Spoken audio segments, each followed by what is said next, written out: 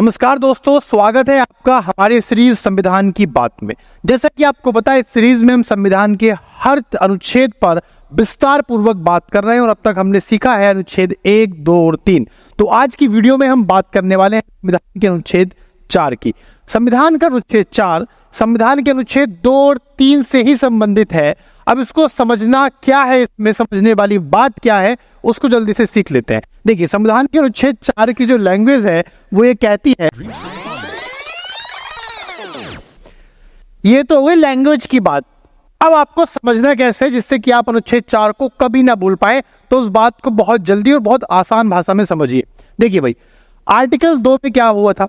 Article 2 में आपसे कहा गया था कि कोई भी ऐसी स्टेट जो अभी इंडिया का पार्ट नहीं है उसको इंडिया की टेरिटरी में शामिल करना है।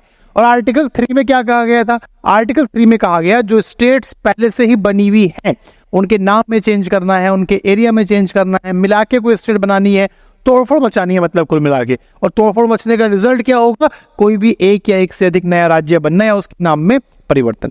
अब आप सोचो, जब कोई नया राज्य बनेगा तो जाहिर सी बात है इसमें एमपी के चुनाव भी होंगे और एमएलए के चुनाव भी होंगे। क्यों भाई? कोई नया राज्य बनेगा तो उसमें सांसद भी चुने जाएंगे, विधायक भी चुने जाएंगे। अब जो नया राज्य बना है ये कहीं हवा में से, आसमान में से तो आया नहीं। जो राज्य पहले से थे उनमें से ही आया है। अब जो राज्य पहले से थे वहां भी एमपी के चुनाव होते थे, वहां भी एमएलए के चुनाव होते थे। जब वहां से आपने एक क्षेत्रफल निकाल लिया तो वहां पर एमपी और एमएलए के नंबर्स पर इफेक्ट पड़ेगा, बिल्कुल पड़ेगा भाई। तो वही बात ये कहना चाह रहे हैं, पहली अनुसूची में जो चेंज आया मतलब उनके क्षेत्रफल में चेंज हुआ। तो पहली अनुसूची में चेंज करना पड़ेगा ना, लिखना पड़ेगा। यही पहले उत्तर प्रदेश का क्षेत्रफल इतना था, इतने हजार वर्ग किलोमीटर था, अब इतने हजार वर्ग किलोमीटर है। ऐसी चौथी अनुसूची में किसका जिक्र है? राज्यसभा की सीटों का, तो वहां भी चेंज होगा। आ रही बात समझ में?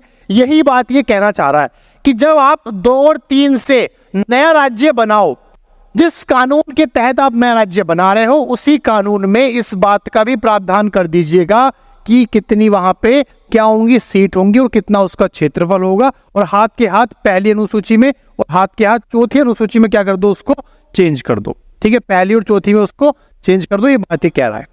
और साथ में दूसरी महत्वपूर्ण बात यह है कि ये जो आप पहली और चौथी अनुसूची में चेंज कर रहे हो उसी कानून के साथ, जिस कानून से आपने राज्य बनाया, ये संविधान में संशोधन 368 में नहीं माना जाएगा। ठीक है, और आसान लैंग्वेज में समझो, बहुत आसान भाषा में समझो आप। जब भी कोई नया राज्य बनेगा, चाहे वो पहले से हो चाहे वो पहले से ना हो, तो उसके क्षेत्रफल और उसकी जो संसदीय सीटों का उल्लेख है वो उसी राज्य को बनाने में जो कानून प्रयुक्त हुआ है उसी कानून में लिख दो। ये संसद को अधिकार है। और ये पूरा सिस्टम जो है, ये पूरी प्रक्रिया संविधान का संशोधन नहीं मानी जाएगी। ये आपसे कह रहा है संविधान का अनुच्छेद 4। इतनी सी बात है। तो इस पूरी भाषा को इतने आसान शब्दों में आपने समझा। क्वेश्चन क्या पूछा जाएगा कि संविधान के अनुच्छेद 4 के द्वारा किए गए संसदीय सीटों या क्षेत्रफल की व्यवस्था संविधान संशोधन मानी जाती है या नहीं। इस तरह के क्वेश्चन आपसे पूछे जा सकते हैं। आपको ध्यान रखना है, ऐसा कोई भी प्रावधान संविधान का संशोधन नहीं माना जाएगा। और अनुच्छेदों को सरल भाषा में समझने के लिए जुड़े रहिए हमारी सीरीज संविधान की बात से। इस तरह की वीडियोस को अपने तक आसानी से पाने के लिए आप हमारे प्लेटफॉर्म कक्षा केंद्र को फॉलो कीजिए। और व्यक्तिगत रूप से मुझसे जुड़ने के लिए KKPM अभी आप मुझे इंस्टाग्राम पे जाके फॉलो कर सकते हैं। Thank you very much.